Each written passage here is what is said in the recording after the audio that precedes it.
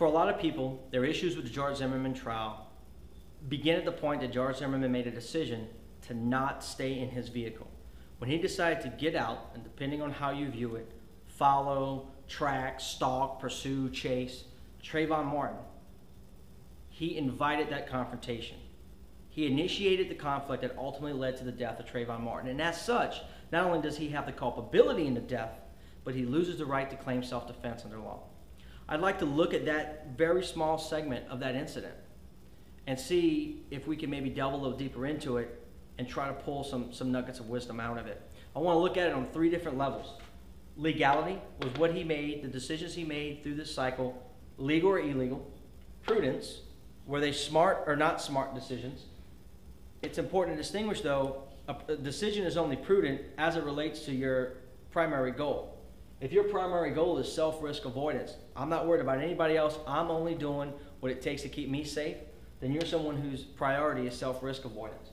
If you're someone who tries to look out for other people and do things to make the whole better, then you're more about social risk avoidance. If you look at people like firemen, policemen, military, social workers, neighborhood watch people, they're more about social risk avoidance. So it's important to make that distinction. I think George Zimmerman is someone who's going to end up being, in my opinion, who's more about, by the nature of what he was a neighborhood watch coordinator, is social risk avoidance.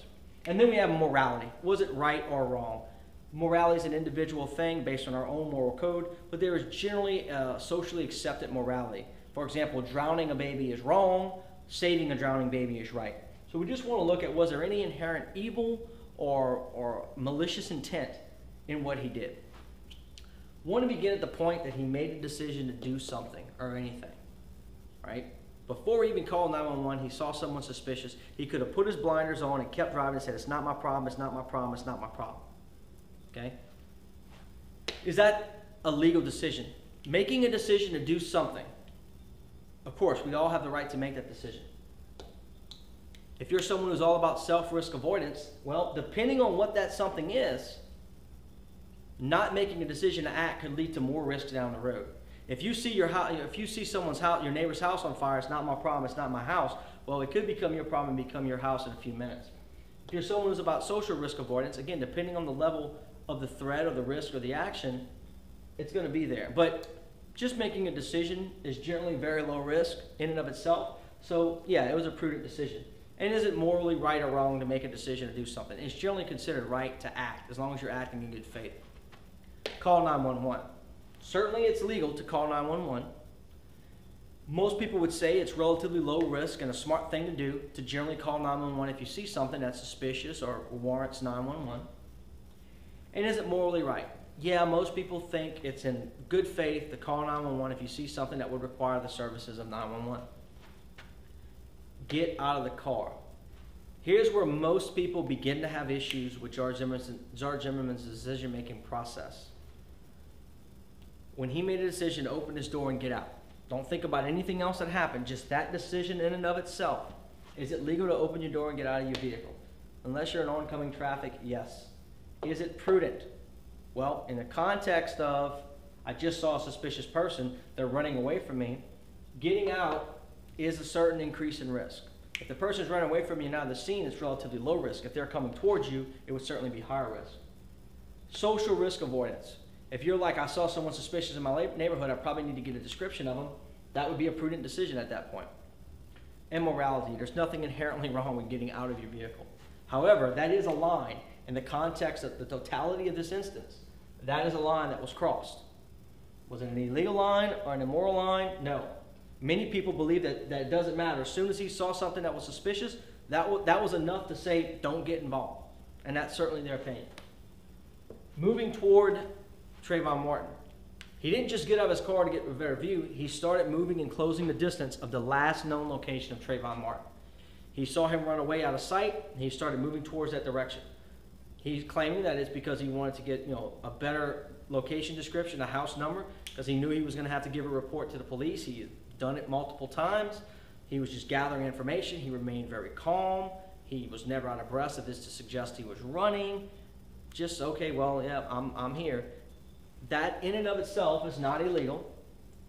Again, moving towards the last known location of someone you perceived as a threat or suspicious, Self-risk avoidance, you're increasing your risk, and it's probably not the smartest thing to do. Social risk avoidance, no, my goal is to get information on this guy so the police can catch him. So that would be the smart thing to do so that he's not out there victimizing society anymore.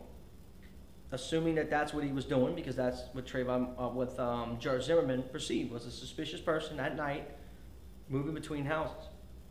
Morality, nothing inherently wrong with one man walking towards another man. It's not wrong, it's not evil, but it is a lie. Disobeying 911. A lot of people have issues with the fact that when the 911 operator told him, we don't need you to do that, when asked if he was following him. We have no evidence to suggest that he ignored 911. We do know he didn't get back to his truck in time to avoid the confrontation, but it doesn't sound like he said, nah, screw that, and started running after him.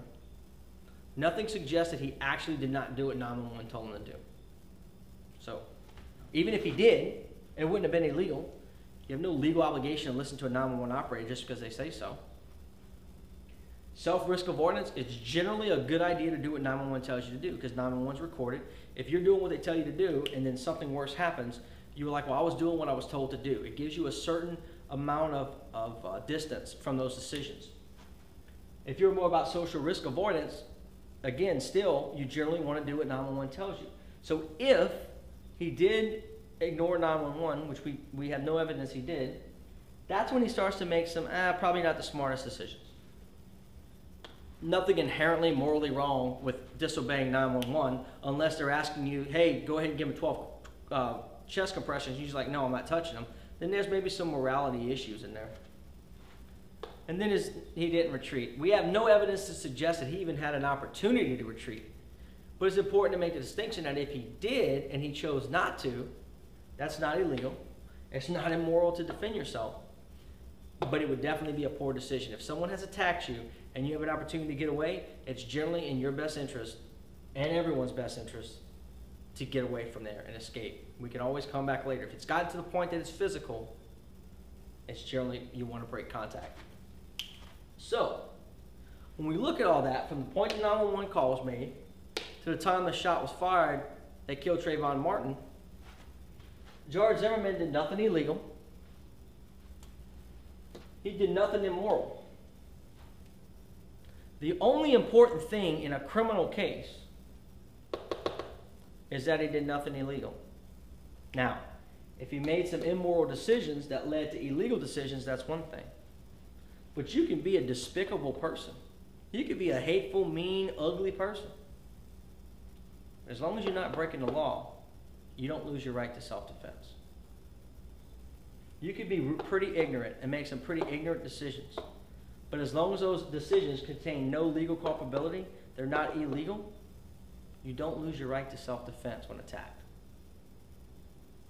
In my opinion, given the fact that we know he did nothing illegal, and by many people's definitions, this is concrete, but by many people's definitions, he did nothing immoral. And regardless of what you think about his decisions, he really did nothing inherently reckless or negligent by the actions he actually performed. In and of themselves, were not imprudent. So, basically, taking away or somehow assigning culpability to George Zimmerman for shooting Trayvon Martin after being physically attacked by Trayvon Martin is consummate to blaming a rape victim for killing her attacker because she was wearing a short skirt in the park at 2 o'clock in the morning. Is it smart for a woman to be walking through the park at 2 o'clock in the morning wearing a skirt? No, it's pretty ignorant. But you have a right to be ignorant, as long as it doesn't affect the life, liberty, or pursuit of happiness of other people. Is it immoral or evil to walk through the park at 2 o'clock in the morning with a short skirt? No. Is it illegal? No. So if some man jumps out of the bushes or comes around the corner of a house and sucker punches a woman and begins beating her head onto the concrete, can you say she doesn't have a right to self-defense because she made some stupid decisions like, wearing a short skirt at 2 o'clock in the morning in a park? Of course not. I don't think anyone would suggest that. So likewise, Can you say that when a man comes from behind a bush or around the corner, sucker punches and attacks another man and starts beating his head into the concrete, that he loses the right to self-defense because he saw something suspicious, made a decision to do something, called 911, got out of his car to give a better description of 911, moved closer towards the last known location of the fleeing suspect to get a better description? We have no indication that he did this, so this pretty much doesn't apply. No, I don't think we can. So the people that are holding firm to the idea that George Zimmerman started it because he got out of his vehicle or because he didn't just do what 911 said, while that was probably an ignorant decision on his part, as he's finding out this week, it doesn't mean that Trayvon Martin had a right to attack him, as the evidence suggests. It also doesn't mean that once attacked and he started fearing for his life, or that Trayvon Martin went for that gun, or that he feared he was going to lose consciousness, that he didn't have a right to defend himself. That's the important takeaway from this. The other important takeaway is morality. For the love of God, morality must always supersede legality. Sometimes the right thing is not the righteous thing, and we must always side with the righteous thing. That's why we have legal justifications like self-defense, because we understand that sometimes you have to break the law to do the right thing. Shooting a person who's strangling a child is illegal. Shooting a person is illegal. Shooting a person that's strangling a child is still technically illegal, but it's justified because it's the right thing to do. It's the morally right thing to do. Someone's trying to kill you, it is morally acceptable to kill them to prevent your own death. And the evidence suggests that's exactly what George Zimmerman did. So, just want to bring this up. Of course, this isn't any kind of legal advice. It's simply put out there for us to discuss, because regardless of what happens in this trial, there will be severe legal implications for all of us that take self-defense and personal protection seriously.